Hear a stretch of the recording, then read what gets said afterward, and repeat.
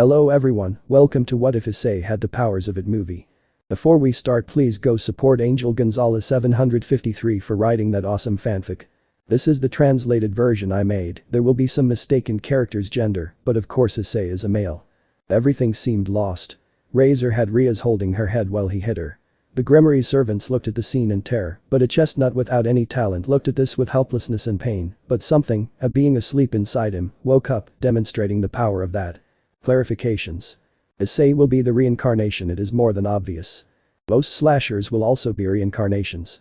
Issei will not be the Sekiryuite, it will be someone else, and he will belong to the Citri clan. Issei X harem. Issei is not the Sekiryuite. Rias will have a sister apart from Surzich who will be a little more powerful than her, and that is why she is her parents' favorite, but not Surzich, since he believes in Rias. The Sekiryuite is a friend of Issei who, when joining the entourage of Rias' sister, will become arrogant and haughty. In Rias' entourage there will only be Akeno and Kaneko. Most of the slashers will be allies of Issei and company. The story will begin before the raiding game against Razor.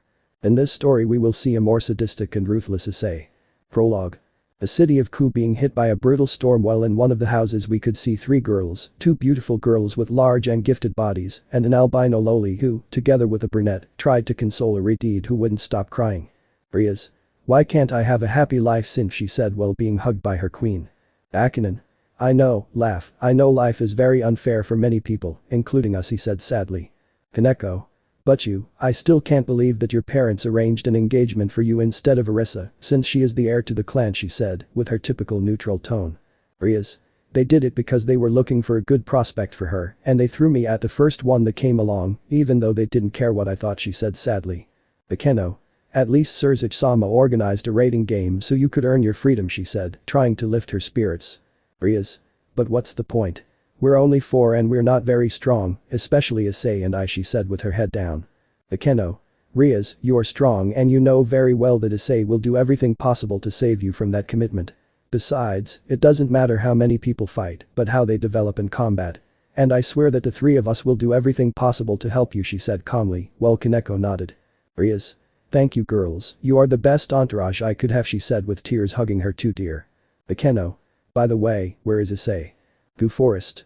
In the torrential rain that was falling we can see a young chestnut tree who was hitting a tree with all his frustration, even though it didn't matter if the rain was hitting him or if his arm's knuckles were bleeding, he kept hitting it without ceasing. I see. Because I don't have an object that gives me power, because I don't have something that makes me special, because why can't I protect the most important person in my life, he shouted with all the courage he had in his body, while thunder shook the sky. Who would say that the soul where I was reincarnated was so weak, said a voice that despite all the noise was clear to the brown-haired boy. Issei. Who are you, where are you? He said seriously, looking everywhere. I'm everywhere, inside and outside your mind, far away but also close, he said amused. Issei. Stop playing your stupid games and show yourself, he said annoyed. Yuju boy, I'm here, said a clown standing on a rock while greeting the brown-haired boy and placing his hand on his cheek. Issei. Who are you, he said confused. Good question, you see I've had many names. Monster, eyesore, demon, the one I like the most is Pennywise the dancing clown, but if I'm honest I think the name that suits me the best is it, he said calmly. Issei. And what do you want from me, he said seriously. Well, I don't really want to wake up again, he said seriously. Issei. Wake up, what are you talking about? He said without understanding exactly. Well, you see, I am a being that comes from the universe, a ruthless being that kills to feed itself, and since I arrived on Earth, that's what I did in a nice town in the United States called Derry, completing a cycle every 27 years to feed myself, but 27 years ago I was defeated by some damn children called the Losers Club. They miraculously managed to destroy my physical body, but not my soul. My soul was left wandering the world for 11 years, until in a certain hospital in Ku, a young man was born being the perfect vessel. Guess who I'm talking about, he said amused. Issei. No, of course not, I am not you, far from it, he said scared when he felt a sinister aura coming from the clown. And who are you to say, brat? I was the one who made the decision, and I'm ready to wake up, like I told you, I was wandering for 11 years, and you're already 16, the 27 years have been fulfilled, he said amused. Issei. No, this can't be true, he said scared, starting to run.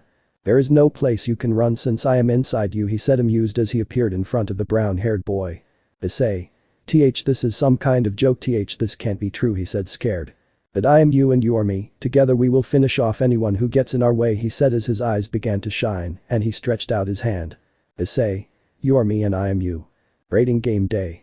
Rias and the girls were very nervous since there was very little time left for the fight and they had no trace of Issei, which worried them since they didn't know anything about him, causing the Reddit to be worried. Rias. Where is Issei because he doesn't respond to calls or the call of the pieces, she said worried. Bekeno. I don't know, this is very strange, what if it happened to she couldn't continue because the club doors opened, revealing Issei with a calm look. The three Issei, they shouted worriedly. Issei. Hi, sorry for the delay, he couldn't continue because Rias jumped on him. Rias. Where the hell were you? I was really worried about you because you weren't answering my call, she said distressed and somewhat angry. Issei. I'm sorry for disappearing these days and not answering, but I was taking care of some somewhat private matters, he said while showing a somewhat malicious smile, confusing the women. Kaneko. Issei senpai is fine, she said confused since Issei had never shown a smile like that. Issei. Of course, now we give our best to win that rating game, he said changing his smile to a more normal one. Rias. We have to go now. Thus the entire group was transported to a battle arena that looked like an academy, while in the stands of the public there was a red-haired girl with a haughty look next to her entourage, made up of a trio of boys and a blonde girl, in addition to being accompanied by a trio of adults, 2 redeeds and a brunette. Barissa. Oh, but if they came I thought they wouldn't come, she said mockingly. Surzich. Stop bothering, Rias said his brother, making the girl feel bad while looking at the redeed with hatred. Then Alana. I just hope you don't bring shame to the family name, she said seriously, making the redeed feel bad. Issei. Don't listen to them, we'll soon teach them a lesson, he said in the redeed's ear. Matt. What's wrong, Issei, you're already comforting her before the defeat, said a green-haired man mockingly.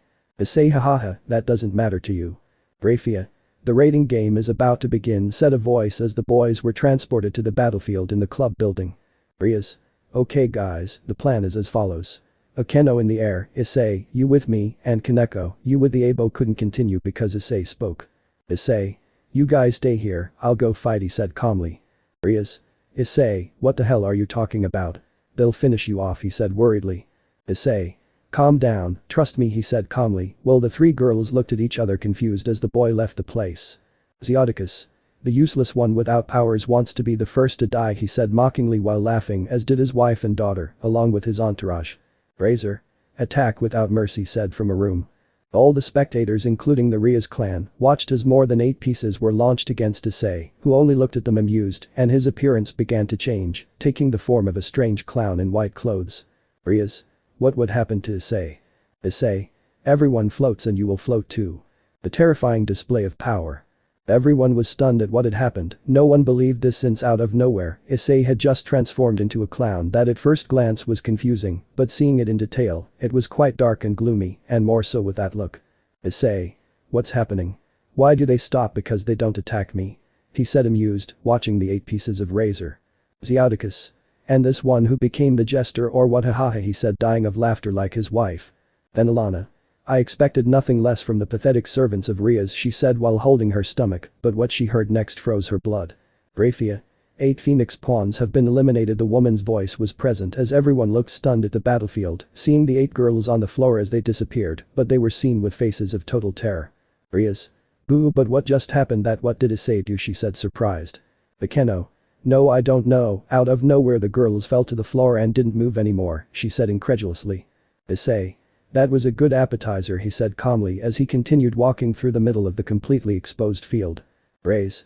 Go finish that miserable man, he said furiously. I will avenge my companions, said a girl with a big sword. Issei. Another brave one, come on, let's play, he said amused. The girl began to run, preparing her sword to decapitate the clown, but half a meter before reaching the boy she stopped, dropping her sword, but after a few seconds it fell and began to disappear. Rafia. Phoenix Knight has been eliminated, she said in disbelief. Issei. Come on, Razor, come out and play with me, you know that our meeting will be inevitable, and if you don't want to suffer the humiliation of having your entire entourage defeated, you'll have to come play with me, he said, very amused watching the camera that was filming him, showing a creepy smile. Ubaluna. Razor Samba, what will you do? Said a purple-haired woman with a big body, somewhat nervous. Razor. I'll teach that damn low-class demon a lesson, he said furiously as he shot out to the roof. Issei was in the same place where he eliminated Razor's knight while yawning until Razor appeared in the air with wings of fire, and without time to say anything, he launched a powerful fireball that hit the clown who didn't even take the liberty of dodging it, causing Razor to smile arrogantly since he thought he had just defeated Issei. Issei. It's the best you have, he said amused as he came out of the flames, leaving all the spectators in disbelief at seeing the clown unharmed. Razor. How that attack should have finished you off, he said incredulously as he watched a strong storm begin to fall around him. Issei. What's wrong? Are you a little scared of the rain? He said amused. Razor. You are causing this, he said confused. Ubaluna. Damn you, I won't let you make fun of Razor-sama, said the purple-haired girl appearing in front of the clown trying to hit him, but he stopped her by stretching out his hands like snakes beginning to suffocate the woman, while Razor heard how the bones of his queen moved slowly. Issei. Oh, what a devoted woman, tell me Razor, what are you going to do, he said amused. Razor. Do you think I'm really stupid or what? He said seriously.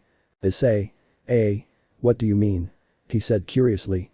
Razor. She is bait for me to fall into a trap because I will not fall into that, he said seriously. Ubalunara Razor-sama, please help me, she said with great pain, while Razor gave her a look of indifference, causing her great pain. Issei. Really, what a pity.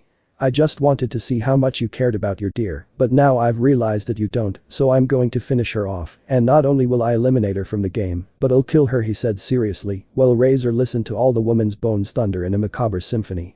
Razor. What's happening? Why doesn't it leave the game? He said incredulously. Issei. I told you, I will not let her leave the game. Now we are on the playing field for the spectators. She is unharmed, no problem at all. What I will do is end her life while everyone watches as she dies quickly, he said as he took on the appearance of a snake completely and slowly brought his mouth closer to the woman's terrified face. Razor. What the hell is wrong with them that they don't realize that Ubaluna can't keep fighting, she already lost, he said seriously. Issei. You just have to watch her die, he said amused. I won't let you kill her, said a voice in the clown's head. Issei. So you always knew I was here, he said in a whisper. Rias. What? He said without understanding. Issei. Nothing, but I'm already bored, he said while squeezing the woman more, making her disappear. Rafia. Queen Phoenix has been eliminated, she said without further ado. Razor. But what just happened? Rias. Issei eliminated another one, she said incredulously as she looked at Issei and Razor walking in circles staring at each other. Hineko. I just hope nothing happens to Senpai, she said nervously as something fell from her hands. Rias. Kaneko, and this keychain, she said confused while holding up a turtle-shaped keychain. Hineko. Sorry, I saw it in a store and I thought it was really nice, she said calmly. Rias. Huh. Where's Issei? She said confused as she saw that both he and Razor had disappeared. Issei. What's wrong, Razor, aren't you amused?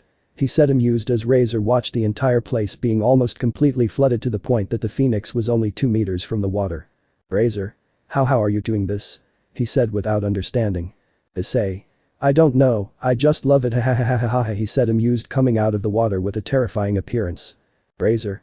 Get away, he said rising a couple of meters seeing how the clown had disappeared. Issei.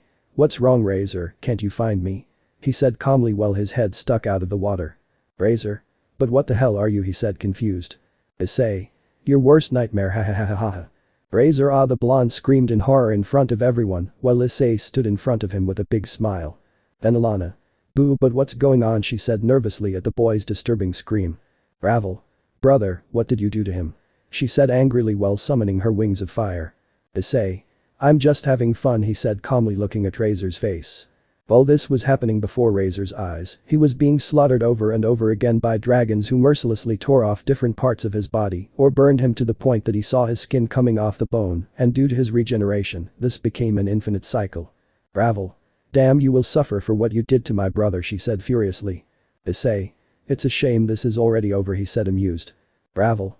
What are you talking about? He couldn't continue because a small noise caught his attention, making him turn his head and see his brother with his hand on his chest, completely pale, beginning to disappear. Rafia. Razor Phoenix has been eliminated, the winner is Rias Gremory, she said incredulously like everyone else. As soon as he said that, the few that remained were transported back to their homes, but not before Surzich congratulated his sister for the victory obtained, and now she was free and could marry whoever she wanted. Although many were confused and wanted to ask Issei what he did to win this, he asked her to quickly return home to rest. The cult club. Rias. We did it, now I'm free, and all thanks to you, I swears Issei, she said, confused at not seeing the brown-haired boy. Akeno. Disappeared. Outside the club near the trees, the chestnut returned to his clown form, beginning to look everywhere like a paranoid, as if something or someone was watching him. "What does it feel like to be the observed and not the observer?" said a voice behind him. "Issei. It's been a while, Maturin." The turtle threat. Issei had a rather serious look while in front of him was a large turtle who did not take its eyes off him until suddenly it began to shine, taking on an appearance similar to that of a rather elegant green-haired boy. "Issei. What do you want, Maturin?" he said with pure hatred. "Maturin. Calm down, dear brother, you don't have to act like that after so many years of not seeing each other," he said seriously. "Issei, ha, as if I would swallow that stupid story after you were helping the losers to stop me," he said seriously. "Maturin. Well, what can I say to you? After all, my job is to watch you, although I thought that after what happened in Derry with the boys I had gotten rid of you forever, but look, here we are," he said seriously without taking his eyes off the clown. "Issei. You see, I'm hard to kill, but let's stop with the nonsense. What else do you want here?" he said seriously. "Maturin. You already know what I do here, watch you, don't let you cause massacres like you did before. After all, this mission was given to me by the other," he said with a voice so serious that it made the clown tense. "Issei. TSK, well, do what you want, after all I've never cared that you're near me," he said seriously as he turned around and started walking. "Maturin. I also want to know how far you go with those girls," he said amused, causing the clown to turn around and look at him with annoyance. "Issei. What are you talking about? I'm just playing with them. When I get the chance, I'll kill them until they beg for mercy," he said in a psychotic tone. "Maturin. Yes, I know that, so I'll play a little," he said calmly as he disappeared and reappeared in front of the clown, introducing a strange light into him. "Issei. What did you make me miserable?" he said confused. "Maturin. You see, we are both omnipresent beings, but that doesn't mean that we are not in danger of succumbing to human laws like love, and that was what I did, making you Issei. Damn it." The next day. Rias and the girls were waiting at the entrance of the academy for Issei, who strangely had not arrived, but it didn't take long for them to see him. But before they could speak, a large number of students ran to the entrance, seeing a blonde girl with glasses accompanied by a green-haired boy. "Issei. And what the hell is wrong with those crazy people?" he said seriously. "Bekeno. I don't know, it seems we have new students at school," she said curiously. "Rias. I can't believe it's her," she said incredulously. "Issei. What's up?" "Butchu meets one of the new students," he said curious. "Rias. It's S." couldn't continue because someone spoke. "Nice to see you, Rias," said the girl extending her hand while Rias did the same. "Rias Sikvara Agares, what are you doing here?" she said confused. "Sikvara. Well, not much, just that I was very interested in the fact of studying in the human world like you, your sister and Sona, so I wanted to try it. By the way, I present to you my pawn Angel Mustang," she said, pointing at the green-haired boy who came with her, leaving the brown-haired boy in shock since Maturin was in front of him. "Angel. Nice to meet you, Gremory heiress," he said greeting her. "Rias. A pleasure, these are my dear Keno Himejima, Kaneko Taojo and Issei Haidu," she said kindly. "Angel. Nice to meet you," he said greeting everyone, shaking hands with Issei while they stared at each other and both could see the other's shape behind them. "Rias. Well, I like the fact that you also want to try what life is like in the human world," she said happily. "Sikvara. Yes, I really think it was a good decision," couldn't continue because someone spoke. "Arissa. Oh, but it's Sikvara Agares, what a surprise to see you here and with the academy clothes, but well, hey, if you want to be one of the popular people you should join me instead of those losers," she said amused. "Sikvara. You know, I came to study and to see the world, not for a popularity contest, so I decide who to hang out with," he said seriously, bothering the girl. "Matt. I won't let you talk to my mistress Miss Agares like that because she knows who I am," he said arrogantly. "Angel. A lapdog who starts barking every time he doesn't like his mistress being told the truth," he said calmly shaking his head. "Matt. And you who think you are unhappy, I will show you who I am," he said seriously. "Rias. Are you really going to let your pawn fight in front of the whole school?" she said seriously, watching her sister smile with pride. "Arissa. I'm sorry, but Sikvara's companion got too smart and it's time for Matt to teach him a lesson," she said seriously. "Rias. You're crazy," she said angrily, seeing how people realized that Matt wanted to fight with the new boy and began to surround them. "Matt. I'll teach you a lesson to make it clear who I am at school," he said, throwing a punch that was stopped very easily by the boy.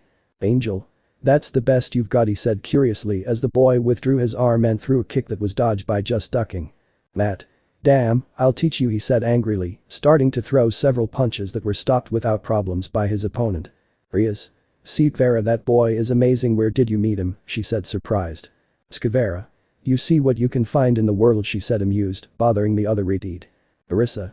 Come on Matt, teach him a lesson once and for all she said angrily. Matt. This ends now he said seriously, throwing a strong punch that was stopped by 2 fingers of the boy who looked at him calmly. Angel. You know if you are a dog because a dog that barks doesn't bite he said amused, taking a little force with his arm pushing the boy. Matt. Damn you, don't make fun of me he said angrily throwing another punch, but this time it was dodged by the boy. Angel. My turn he said amused, giving him a couple of blows in different areas of the arm, with the same 2 fingers that he used to stop the previous blow. Matt my arm what did you do to my arm he said, well everyone saw how the arm was hanging and not responding. Angel. I only hit the nerve areas of your arm, leaving it unusable, but don't worry, it won't last long. You'll get back to me before class he said calmly. Sikvera. Angel, come on, we still have to talk to the director she said calmly, starting to walk while the green-haired man took his briefcase and began to follow her, but not before passing next to Issei, speaking in a whisper. Angel. Don't forget, I'll always be watching you. A new interest. Issei was quite irritated during class hours since, unfortunately for him Maturin, now known as Angel, had been placed in the same classroom as him, and seeing how the moment he arrived, he was surrounded by most of the females, and was looked at with hatred by most of the males, especially by Matt, who could not get over the humiliation he received when he entered the school. Issei.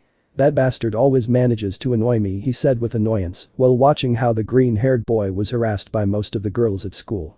Rias. Hello Issei, are you okay? She said as she arrived with her companions. Issei. Yes, I'm fine, I'm just a little upset about what happened with your sister he said seriously. Rias.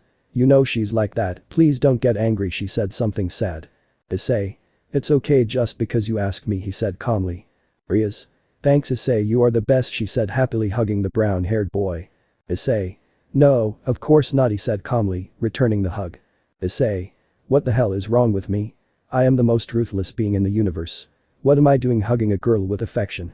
This is your damn fault Maturin he thought furiously while continuing to hug the girl. Akeno.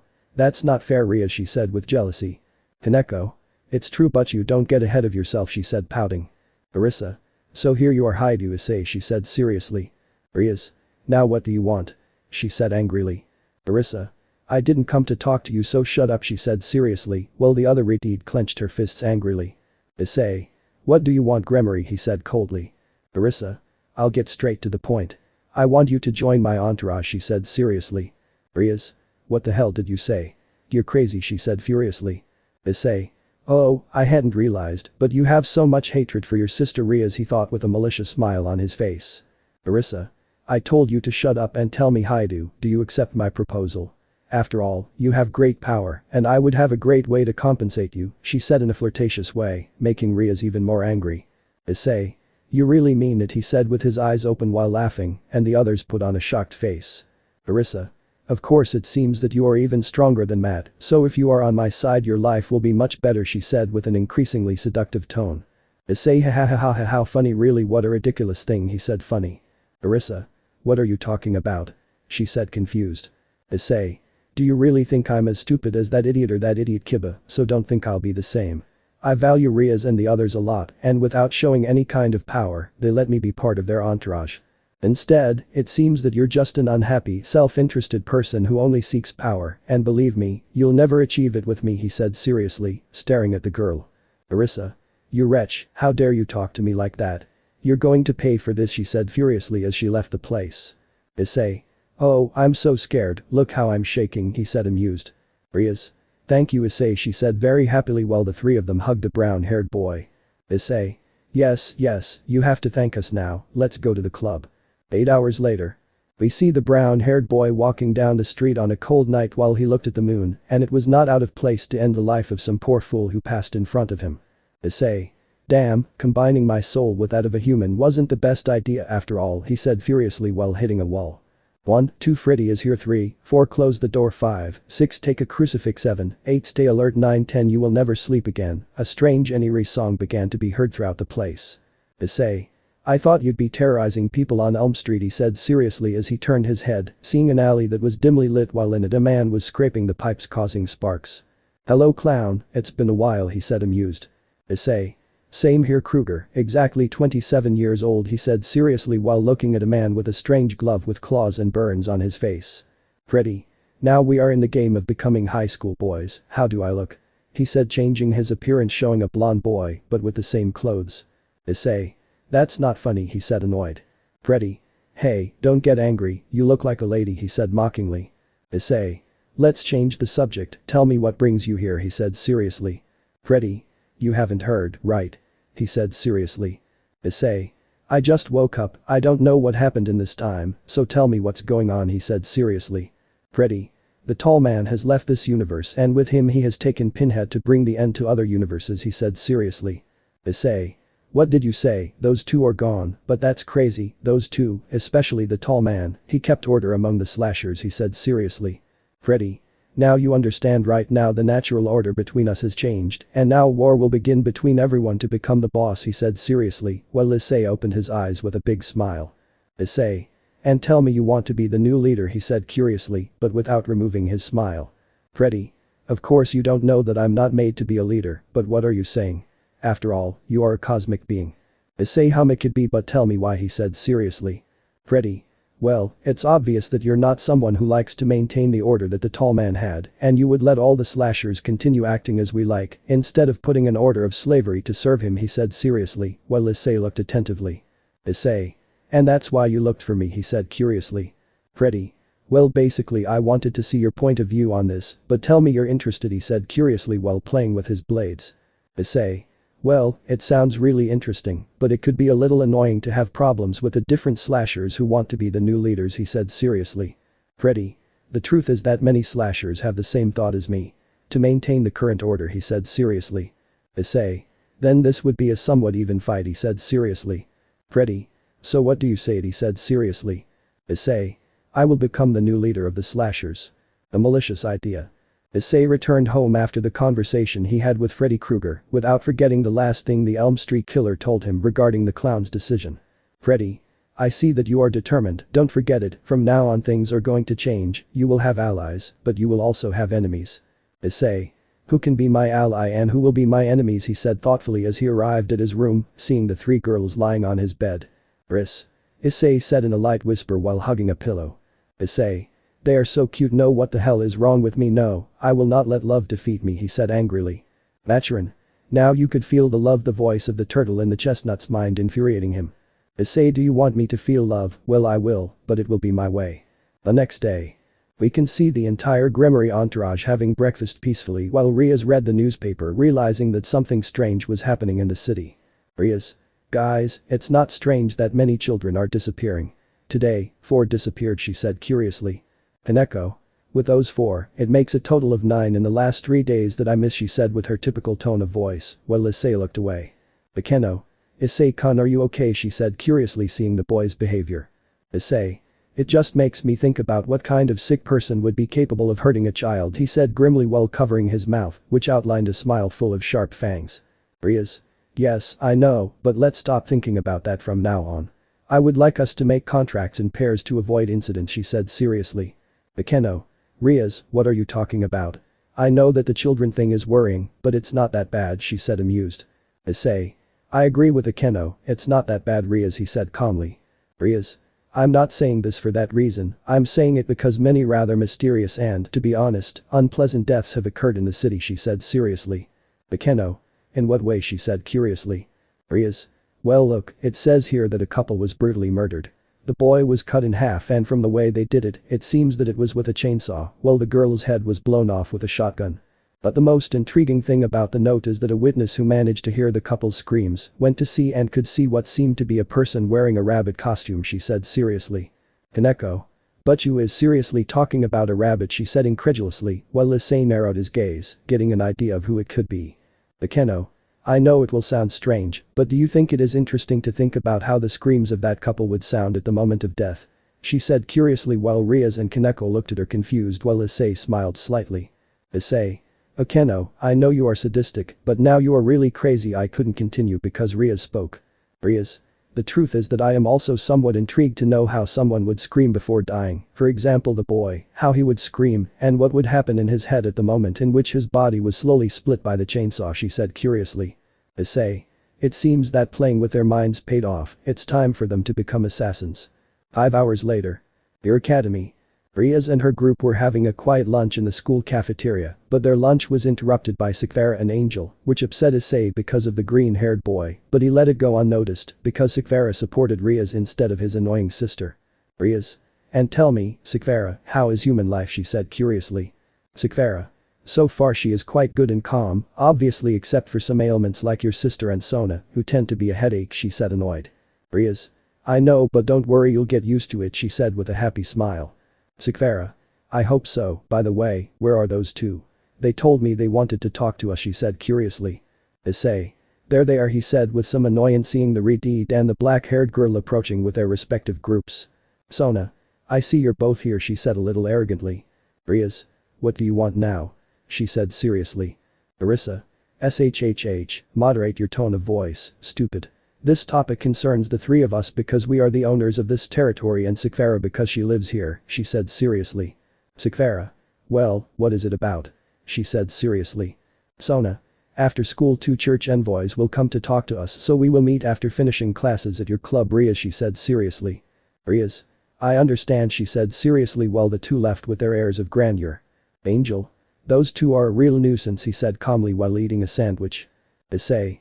I agree with you, they are a kidney stone, he said seriously while drinking water, so that after a few seconds they both quickly turned their heads staring at each other, seeing that for the first time they both agreed on something. Sekvara. Whatever they think those envoys want, she said curiously. Rias. I don't know, we'll have to wait until after school. 3 hours later. Club de l'Occultisme. Inside the club, Rias and her group were preparing everything for the meeting, waiting for the others, with Sekara being the first to arrive with her pawn, but this time she arrived with the Queen of Razor Ubella, something that left the Gremorys confused. Rias. See what the Queen of Razor is doing with you, she said curiously. Sekara. Now she is my queen. After her battle with Razor he discarded her, saying that she was a useless queen, but the truth is, seeing the performance she had and the magic power she has, it seemed like a good idea to make her my piece, he said happily. Ubeluna. I apologize in advance for my behavior in the raiding game, she said politely. Rias. If you don't worry about everything, fine, she said calmly as they watched the door open and Sona and Arissa's entourage enter, except for Matt, who wasn't there. Arissa. Thank goodness everyone is here now. We're just waiting for Matt, who went to get the guests. Ash. I hope to finish quickly so I can get out of this losers club, she said seriously. Sekvara. Could you stop talking nonsense for 5 minutes, she said angrily. Arissa. Whatever, she said angrily. Matt. They're here, he said calmly as 2 hooded people appeared behind him. 1. Nice to meet you, Eris's Gremory, Citri and Agares. We came to could not continue because something broke the club window entering. Arissa. What is that? She said incredulously as everyone could see a rabbit mascot with a chainsaw. Issei Bunnyman. The situation becomes serious. Everyone was in disbelief as they looked at the strange rabbit with a chainsaw who looked at everyone around him, while Issei looked at him seriously since he knew who that strange rabbit was, so that after a few seconds the rabbit turned on his chainsaw and launched into the attack. Issei. Quickly take cover, he said seriously as he stood in front of Rias and the others. Angel Sekvara Sama Ubeluna stand behind me, he said seriously activating a shield. Sona. Be careful, she said alarmed seeing how the rabbit was going against her group. Momoa the albino screamed in pain after receiving a cut in the abdomen. Arissa. Who are you? She said nervously. What kind of trap is this, damn it? Said one of the hooded women angrily. Rias. We don't know who he is or what he wants, she said nervously as she watched the other hooded girl block the attack with her sword. Issei. This is bothering me now, it's my turn, he said seriously while taking his clown form. Rias. Issei, be careful, she said worriedly. To Issei, she said confused. Everything fell into a rather deathly silence as the rabbit stared at the clown while moving his head so that he could quickly pull out a shotgun from his back and point it at the clown, but without warning, Angel released a paw, causing the rabbit to hit the ceiling. Issei. But what the hell is he doing, he thought seeing how Machurin had helped him. Angel. You are a very confident rabbit, you forgot that you are not in a 1vs1, he said seriously, hitting him with a punch that sent him flying against a wall. Issei. It's my turn, he said seriously while transforming his arm into a blade piercing the rabbit's chest. Rias. That's how it's done, Issei, she said happily. Ubeluna. Back terrified scream causing everyone to turn around to see how a man in a police suit hit Matt, sending him crashing into the wall so hard that he went through the wall. Issei Cordell said in a whisper. Rias. Another one, she said alarmed. Issei. It won't be a problem, he said seriously. Matt Cordell. It's been a while, clown, he said seriously while Issei narrowed his gaze. Arissa. You know him, she said seriously, but was ignored by the clown. Angel. That doesn't matter now, we must finish them off, he said, while activating his magic circles in his hands. Matt Cordell. I'm sorry, but I'm not here to fight, he said seriously while throwing a smoke bomb, making most people's view poor. Issei. Cough cough, damn it, don't run away, he said angrily. Matt Cordell. See you later, clown, he said as his voice became softer. Rias. Cough cough, but who the hell was that, she said seriously. Sikvera. I don't know, but we have to find out, she said seriously. Hineko. But you, the rabbit is not there either, she said worriedly, pointing where the rabbit was, but now there was a blood stain. Issei. Damn, he escaped, he said angrily. Arissa. It seems that you know him very well, Haidu Issei, she said seriously and angry. Rias. Leave Issei alone because you're going to see your powerful pawn who must be half dead, she said angrily, pointing to the hole where the boy was. Sona. Come on Momo, hold on, you'll be fine, she said in shock, trying to help her doe who was losing blood rapidly. Rias. The wound is very deep, the Bishop of Arissa will not be able to heal it, she said seriously. Arissa. And even if she could, Asia's priority is to cure my people, she said seriously, making the brunette open her eyes in disbelief. Sona. Then we must take her to a hospital, he said, lifting her up, causing the girl to scream in pain. Angel. If you allow me, he said seriously as he approached the girl. Sona. You can cure her, she said hopefully. Angel. I'll try, he said seriously as he raised his right hand and placed it on the wound. Issei. You are good, I am evil, you are creation, I am destruction, he said in a whisper as he watched an almost heavenly glow cover his brother, causing the girl to begin to heal her wound and recover the blood she lost. Sona. I did it, she said incredulously, seeing how Momo could stand up as if nothing happened. Sikvera. Wow, Angel, you are phenomenal, she said happily. Angel. I just did what was right, he said calmly as he stood next to Sikvera. Issei. Presumptuous, he said mockingly, but in a very light tone that only the green-haired man heard. Matt. Whoever hit me, I swear that when I see him I will kill him, he said angrily as he came out of the hole. Issei. You better shut up, the guy who attacked you is already gone, and good luck to you or else you would be dead, he said coldly as he began to walk to the door. Do wait, said the second hooded woman. Issei. What do you want? He said seriously. Do you or Issei Haidu, she said somewhat nervously. Issei. If it's me, it's strange that someone from the church knows me, he couldn't continue because the person hugged him by the stool. Do. Oh Issei, after so long I finally found you, he said happily while hugging the brown-haired boy. Issei. Sorry, but we know each other, he said confused while three girls were boiling with jealousy because the hooded girl did not let go of the brown-haired boy. Do. Oh Issei, you are bad, how could you forget your childhood friend Irina Shidu, he said, uncovering his head, showing a brunette with pigtails and violet eyes.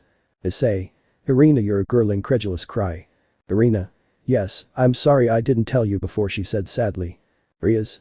Yes, whatever, Issei, we have to go home to investigate what happened. Tomorrow we will talk to you, sent by the church, she said seriously as she took the brown-haired boy by the hand and began to walk at high speed. Issei. Well, see you Irina, we'll talk tomorrow, he said while Rias took him out of place. 10 minutes later. Haidu residence. The girls along with the brown-haired boy who was poorly dragged by Rias while she along with Akeno and Kaneko looked somewhat angry, which amused the boy when he saw the jealous girls increasing his desire for blood. Issei. Girls, we're already at the entrance of the house.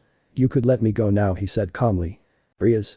I'm sorry, that wasn't my intention, she said embarrassedly, letting go of the boy who was rubbing his hand.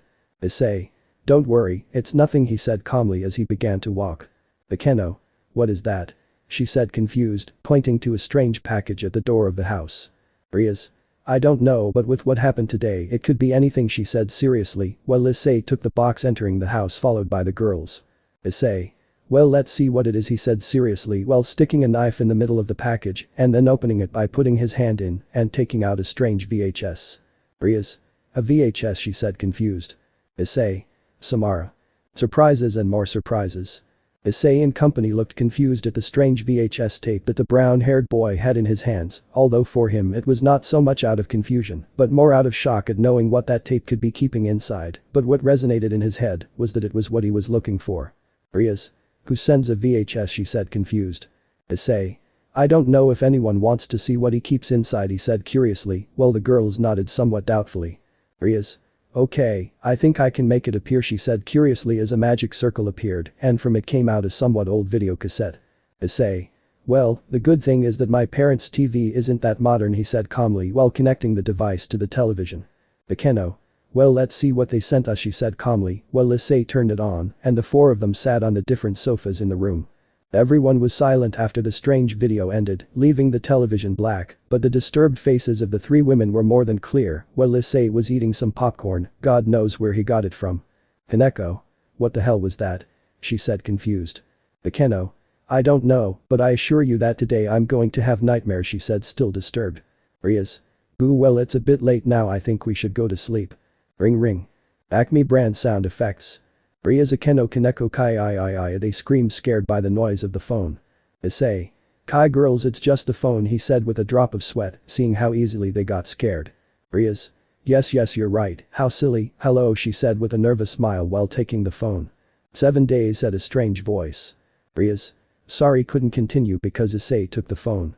Issei. What are you trying to do, he said seriously. Rias. Issei, what's wrong, she said without understanding. Ikeno. The television, she screamed scared seeing how the image of the well that was in the video reappeared while two strange people with long hair began to come out of it and then began to leave the screen. Issei. What two, he said incredulously looking at the screen. Rias. Boo, what the hell is going on? She said without understanding. Issei. Behind me, he said seriously as he stood in front of the four women while he watched as the two women completely left the screen, standing face to face with him. He did not hesitate for a second to take his clown form. Dude, I see you've woken up, said a very deep but feminine voice. Issei. Samara, what are you doing here? He said seriously while laughing and the others were surprised. Samara. I came to help you in your desire to become you know what you are, she said seriously. Issei. You know very well that I don't need help, I can take care of everything by myself like this. Wait a second, how do you know that? He said seriously. Samara. All the slashers talk about it. Freddy didn't say anything, but we don't know how, but this has already been known, and many know that you are a difficult enemy, and that is why many seek alliances to finish you off, she said seriously. Issei. That's why Cordell and Bunnyman were here, now I understand, he said seriously. Samara.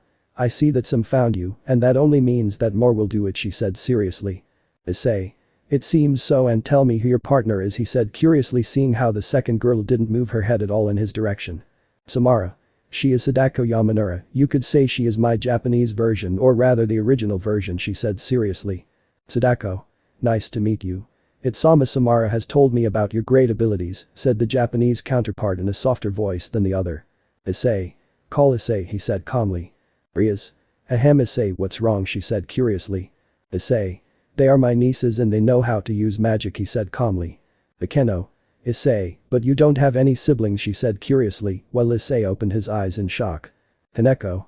And this is not a universe where you have one or more brothers who mistreat and humiliate you, so you better tell us who they are, she said with her typical neutral tone of voice while everyone looked at her strangely. Issei. Kaneko, what are you talking about? He said, surprised like everyone else. Hineko. Sorry, I got confused, she said nervously. Issei. Okay, I'm a being from the universe and all that, but the fact that there are others is strange, he thought curiously. Rias. Issei, Earth to Issei, you still haven't explained it to us, she said curiously. Issei. Well, they are not my nieces as such, they are some sisters that I met and who have magical abilities to create visual illusions, and what you saw was a little joke, he said calmly, while the girls only sharpened their gaze. Rias.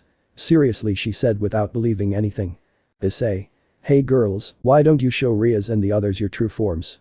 He said while looking at the two girls who just nodded. Samara. Nice to meet you, said the girl taking the form of a little girl with black hair and red eyes. Rias. Kawaii, she said incredulously like her companions. Sadako. Nice to meet you, my name is Sadako, and this is my younger sister Samara, we hope we haven't scared you, said an older brunette, but with black eyes. Ikeno. Wow, Issei was telling the truth, she said in amazement. Issei. Well, it's a bit late now, so why don't we go to sleep, girls, you'll stay in the guest room if that's okay with you, he said seriously, looking at the two brunettes who shook their heads. Rias. Then let's go to sleep. The next day. The cult club. We can see everyone gathered again, hoping to finally have a calm conversation without the intervention of unwanted beings, but all eyes were drawn to Tsubasa, one of the towers of the Citri clan, who was carrying a strange and very realistic doll in her arms. Rias. I see that we are all here, we can start this meeting, she said seriously looking at the two church messengers. With pleasure, Gremory heiress, first of all, since my partner decided to reveal her identity, I will do the same. My name is Zenobia Corda, said the hooded girl removing her hood, showing a blue-haired girl with a green lock and yellow eyes. Arissa. Well sent from the church that brings them to my territory, she said with arrogance, bothering Rias, Sikvara and a little Sona. Zenobia. Well, Miss Gremory, the reason for our stay in Ku is to look for the Excalibur swords that were stolen, and the perpetrator of said theft is hidden in this place, she said seriously, while a certain knight tensed upon hearing the word Excalibur. Sikvaria. And could you tell us who that person is, she said curiously. Zenobia. A leader of the fallen angels, Kakabiel. Seriousness.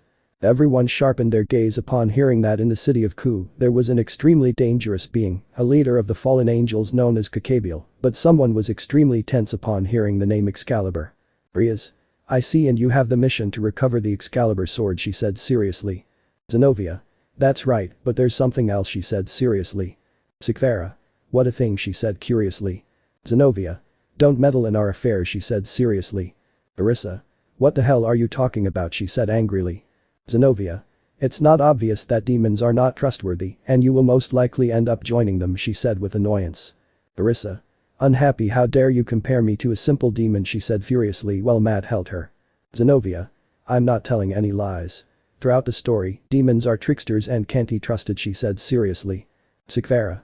We understand your reasons and don't worry, we will not intervene in your mission, she said seriously while Rias and Sona nodded, the latter not very sure. Zenobia. Well, moving on to another somewhat strange topic, could you tell me what the heck happened yesterday with the guy dressed as a rabbit and the strange policeman with a disfigured face, she said seriously. Rias. If I'm honest, none of us here know what happened, she said confused. Arissa. That's a lie, your pawn knows something, I knew that guy in the police suit, angrily shouted. Irina. Issei, that's true, you know something about those things, she said doubtfully. Issei. The truth is that if beings like those are known as slashers, he said seriously. Rias. It's slashers, that's what it is, she said confused. Issei. They are better known for being serial killers, creatures that only live to shed blood. I know them because some time ago I came across a book known as Dizerks, a book that talks about these strange creatures. Most tend to have human forms and are usually humans, but there are others that go beyond human limits, becoming terrifying monsters capable of making you wish for your death, while they simply have fun slowly dismembering your body, he said seriously, while everyone looked in astonishment at every word the boy said. Sikvara. And because they know you, she said curiously. Issei. Because the book has a curse, whoever reads it and pronounces the words that appear at the end of the book, all those beings that are in the book had the option to help you or kill you, and they must already be imagining what those two were looking for in part, he said seriously. Sona. I mean, in part, what do you mean by that? She said confused. Issei. I've been reading that book for more than 7 years, that means I was only 10, because after 7 years they finally decided to come kill me, they're looking for something in the city, and I'm worried that they can't be the only ones, he said seriously while looking sideways at the doll in the arms of a blue-haired woman, who very discreetly turned her head to look at him. Zenobia. And how dangerous can they be? She said seriously. Issei. I don't know, there are different beings, some classified as gods, others as I said are simple humans with one or another superhuman quality, he said seriously. Zenobia. There is only one almighty God and he is our Lord, she said seriously while joining her hands in prayer. Issei. If that's what you think, he said seriously. Zenobia. Are you saying that there are slashers or those things that are stronger than our Lord? She said angrily. Issei. From what I read, not only would they be stronger than him, but they would sweep the floor with him, he said seriously. Zenobia. Regretted, she said angrily, unsheathing her sword and launching a large cut that was stopped by the brown-haired boy's hand. Issei. If that is the strength of his subjects, I understand why he would be so weak, he said seriously, while seeming to stop the sword without much effort, he said seriously. Zenobia. Boo, but how is that possible? It's a sacred sword, it would have to be deadly for demons, how can you stop it without any damage? She said incredulously. Issei. You just think I'm a simple demon, let me tell you that I'm not much more, he said, beginning to use more and more force, causing the girl to begin to lose the stability of her sword. Rias. Issei, stop, she said alarmed. Issei. Do you want me to show you what I really am? He said as his eyes began to shine. Angel. Enough, young Issei, you don't want to provoke a conflict between angels and demons, he said seriously while holding the brown-haired boy's hand. Issei. TSK, for this time I think you're right, he said seriously as he turned around and started to leave. Rias. Issei, where are you going, she said worried. Issei. I'm going to take a walk, by the way, Irina, be careful, don't you know the horrors that darkness holds, he said seriously as he left the place. Zenobia. You can't be serious, she said seriously. Angel. I don't know him well enough, but something tells me he was serious, he said calmly while drinking a cup of tea. Matt. I think they are exaggerating, there will never be beings as powerful as me, he said with arrogance. Angel. Like yesterday that policeman sent you flying with a single blow, or me who almost made you cry without being able to, he said seriously, while the green-haired man became enraged. Matt. Damn, you're going to give it to me. He couldn't continue because Issei came flying in and breaking the walls. Rias Iseei screams worried. Issei. Coup caution, he shouted seriously while holding Rias and moving her quickly, dodging a tree trunk that broke the Retide's desk. Arissa. What the hell? She said seriously as everyone turned their head seeing a strange being with a cut on his face. Sona. But who the hell is that? She said seriously but somewhat scared. Angel. It's not obvious that it's a slasher, he said seriously. Crash. Everyone turned around to see a tall being enter, breaking the window and the wall of the place, intimidating the kids when they saw him with a rather large machete and a jockey mask covering his face. Issei Varese. The ally of Crystal Lake. The place was plunged into total silence as those present looked at the two strange beings that really had extremely intimidating aspects, especially the being that threw Issei against the club. The Keno. What do we do? She said nervously. Arissa. Are you stupid? We have to face them, she said seriously, unleashing her power of destruction. Matt. I will show them that these idiots are nothing to me, the almighty Sekiruyute, he said seriously, activating his armor and launching into the attack. Issei.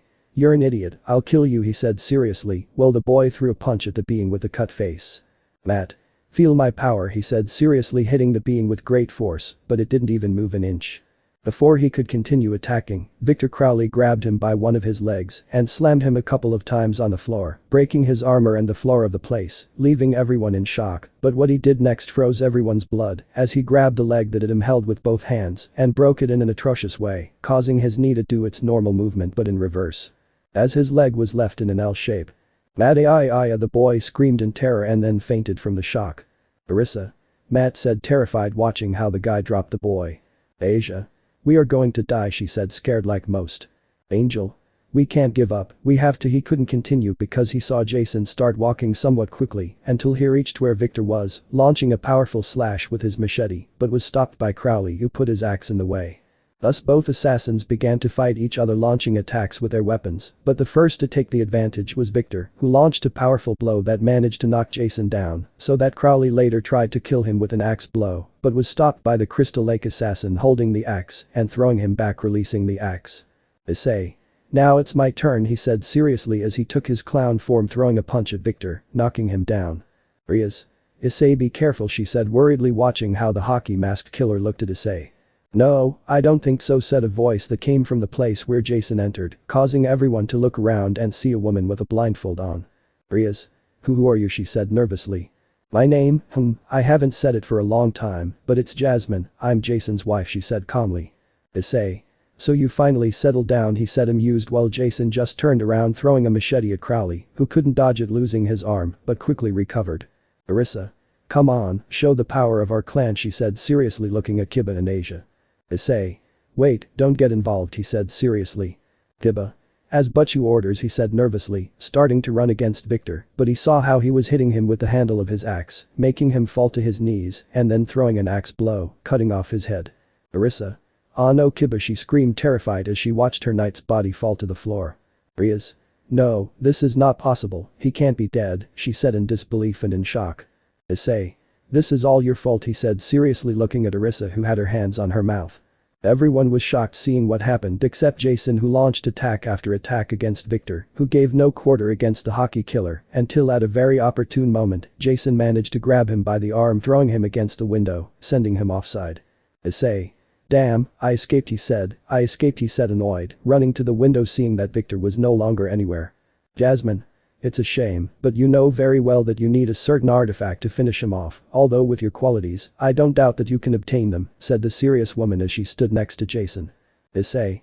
Yes, I know, but it's nice to meet you, Mrs. Varese, he said in an elegant manner. Jasmine. It's a pleasure to finally meet you, clown, she said calmly. Arissa. Who the hell are you? What the hell is going on? That thing ended up one of my pieces as if it were a children's game and killed another as if it were nothing. I want an explanation, she screamed, upset to the point that she was shaking with anger. Issei. Be thankful that you are alive, if Jason and I had not been here, you and most of us would be dead. Correction, your Sona and her entourages would be dead since Ikvera has a piece that rivals me, he said seriously while looking at the upset Retide. Arissa. Boo, but I don't want to. She couldn't continue because Rias slapped her. Rias. Shut up, you damn annoying presumptive girl. You've already gotten fed up with me. If your pawn is half dead and your knight is dead, it's no one's fault but yours. Issei told you to stop them, but you with your damn arrogance, believing yourself the great thing, you ignored it. You are the only one responsible and I'm sick of that, so listen to me. Well, you are no one. You only have your stupid power of destruction and nothing else. You have no skill, you have no intelligence, you have nothing. Sona, Sikvara and I could sweep the floor with you without any problem, because one thing is to be born with power, but very different is to work hard day by day to be the best, he shouted with hatred while leaving everyone silent. Issei. Wow, the bomb finally exploded, he thought, amused. The Keno. Come on, calm down, it's not worth it anymore because we're not going home, after all, some of you have to go change, she said seriously while looking at Asia and some girls from the Citri clan with urine stains on the floor. Rias. Yes, it will be the best, she said seriously. Issei. Why don't you stay at my house for tonight, he said seriously looking at the Varis and the church messengers. Irina. I would really like to, but there will be room for everyone, she said curiously. Issei. Of course, my room and my parents' room, he said calmly. Zenobia. We accept, after all. Now I can see that if a being like the one today attacks us, we could end up dead, she said nervously. Issei. What do you say? He said curiously. Jasmine. In my case, it would be just me, since Jason would be watching the streets for anything, just like our daughter, she said calmly. Issei. Daughter, they have a daughter, he said incredulously. If it's me, is there a problem? The killer instinct is born. The next day Issei and the girls, including the girls from the cursed videos, were having breakfast with those sent to Mrs. Varis, although Issei was still surprised due to the fact that Jason was a father. Issei. And they came from Crystal Lake, he said curiously. Jasmine. Yes, after all Jason wanted to check if what was rumored about your return was true, she said calmly. Issei. Now out of pure curiosity, how did you become Jason's partner? He said curiously. Jasmine. Well, it was a somewhat curious story since, as you see, I can't see, my blindness is from birth, and a supposed friend I had invited me to a vacation at a camp, and obviously which camp she was going to take me to, well, what she and a bunch of other kids had planned to see if the legend of the Crystal Lake killer was true, using me as bait for him to kill me. Out of pure curiosity I listened to them. I knew about that story, and the truth is I panicked and tried to escape, but they stopped me and put their plan in motion. I was terrified, I thought my life would end, but strangely he appeared. I could hear his thick footsteps, but when he was in front of me, he just stood there in front of me to later leave me aside, going to kill all those bastards, she said calmly. Issei. And how did you know that he killed everyone? He said curiously. Jasmine. Well, apart from the fact that I have a more developed auditory sense, and I could hear their screams before they were brutally murdered by Jason, in addition to my supposed friend crawling to where I was while crying and repeating that he had murdered them. Later I heard Jason grab her by the throat and crush her head. Then I could hear a voice in my head, and it was none other than Pamela Varis, Jason's mother. She confessed to me that Jason let me live because in a certain way he and I were alike. After all, we suffered from bullying because of our disabilities. After hearing that, I felt a little sorry for Jason. After all, he was misunderstood because of his deformity. So I decided to stay at the camp taking care of him. I admit that at first it was a little difficult to get my bearings in such a big place like that, but thanks to him who took care of me, and well, I did not fall in love with him. I know that his appearance is not that of a Prince Charming, but the truth is he was very detailed. With me, she said calmly. Irina. Really, she said incredulously. Jasmine. Yes, he even brought me animals and vegetables so I could make food, and sometimes he gave me romantic details like a human heart in a wooden box with the name Jasmine engraved on it, or a stuffed animal, and well, the rest is history, she said with a happy smile. Rias Kaneko Akin and Samara Sadako. How romantic, they said with a sigh. Zenobia. If you say so, she said nervously. At that moment the door opened, revealing Varis and his daughter with their blood-stained machetes as they sat at the table, while Jasmine with Akeno's help placed plates of food on them, but Irina and Zenobia felt nauseous when they saw that on Jason's plate there were fresh viscera with blood. Irina. And he's going to eat that, she said nervously, swallowing saliva. Jasmine. Sure, she said calmly while Jason took the plate and turned around to start eating, giving everyone his back. Zenobia. He's shy, she said curiously. Jennifer. If you saw my father's face you would die of fear, she said seriously. Issei. Well, little Minnie Varis found something strange, she said curiously. Jennifer. Nothing out of the ordinary, there is no trace of Victor, Bunnyman or Cordell, she said frustrated. The Keno. That's bad, not if a madman like that is on the loose after killing Kiba, she said thoughtfully. Issei. Victor is very dangerous, Cordell is not as strong as him, but his abilities make him very difficult to beat. The most feasible is Bunnyman, but we should not take him lightly. Rias. I see, well guys, we are going to the club to repair all the damage that happened yesterday, she said calmly. Issei. Okay girls, I'll see you later, he said calmly. Zenobia. Well, we're leaving too, she said calmly as she and Irina also left. Issei. Be careful, he said seriously as the girls left the slashers alone. Jennifer. They're gone, she said seriously while Issei took his clown form. Issei. And we have it good, he said seriously. Samara. We have detected the presence of 5 other slashers, besides them we do not know exactly who they are, and she could not continue because they heard something fall and break on the upper floor. The slashers quickly went on alert, especially Jason, who stood with a machete in his hand, walking towards the exit of the room, but before he could continue, a noise was heard. A strange choppy moan that seemed to come from the throat. Sadako. That noise, as she said upset, revealing a pale woman crawling on the ground. Issei Kayako. Your academy. The 3 Gremories could be seen arriving at the academy, revealing a large number of girls, which surprised the 3 females, since they didn't know what the hell was going on, but it didn't take long for them to see a strange altar with flowers, where Kiba's image was. Random student1. I can't believe that Yudo-senpai was killed, she said with tears like many others. They are too, I can't believe it, I was so young, he said sadly. Rias. So he made it public, he said with annoyance seeing his sister and her entourage dressed in black. Murayama. Because someone died because it couldn't be one of those perverts like Issei, he said sadly while laughing and the girls tensed up. Hadis. Hey, you don't wish death on anyone, she said somewhat angrily as she walked away from her friend. Rias. Hey Murayama, could you do us a small favor, she said with a macabre smile. Murayama. Oh yes, of course Gremory-senpai needs it, she said curiously. Rias. Come on, it's at the occult club, she said calmly as the 3 of them walked to their club. Murayama. Eh. But what happened to your club? She said surprised seeing the destruction. Rias. Calm down, that has nothing to do with what we want you to help us with, she said calmly while putting her hand on her back and Akeno gave her a knife that she summoned with magic. Murayama.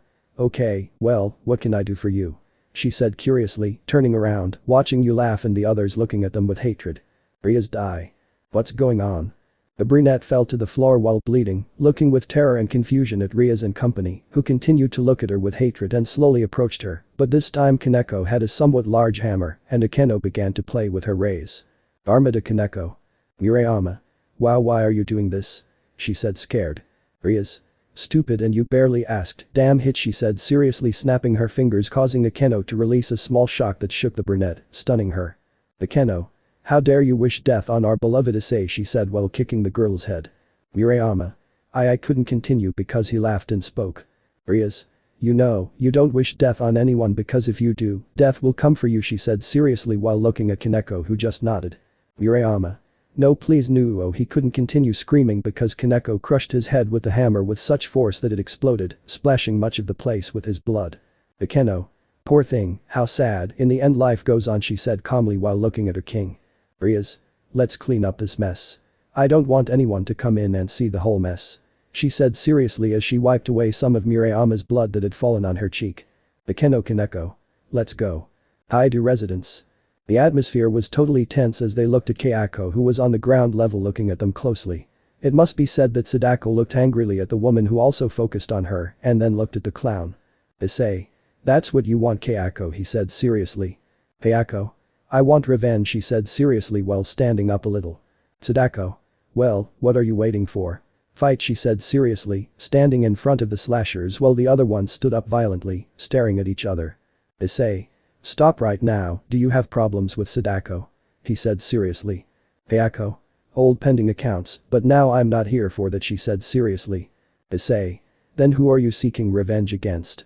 He said seriously. Kayako. I want to get revenge on him, she said seriously showing an image of what appeared to be a nun. Issei. Valak, he said seriously. Kayako. I'm killing my son, she said with hatred. Issei. It's logical that a demon can kill a ghost, he said seriously. Kayako. I want your help, she said seriously. Sadako. And you think it is going to help you, she said seriously. Issei. I will do it, he said seriously while the other slashers looked at him confused and Sadako annoyed. Sadako. But why, she said seriously. Issei. I know what I'm doing, but I want you to help me finish off all the slashers that get in my way when we defeat Valak, he said seriously while the pale woman nodded. Jasmine. At this rate your house will be too small, she said amused. Issei. Rias can take care of that, he said seriously as he began to walk towards the exit. Jennifer. Where are you going? She said curiously. Issei. I'll go talk to Rias. By the way, Kayako, if you want to be here, you must take a more acceptable human form, he said seriously, while the woman nodded, turning into a woman of about 30 years old, with an old Japanese dress. Issei. That's fine. The brown-haired boy began to walk along.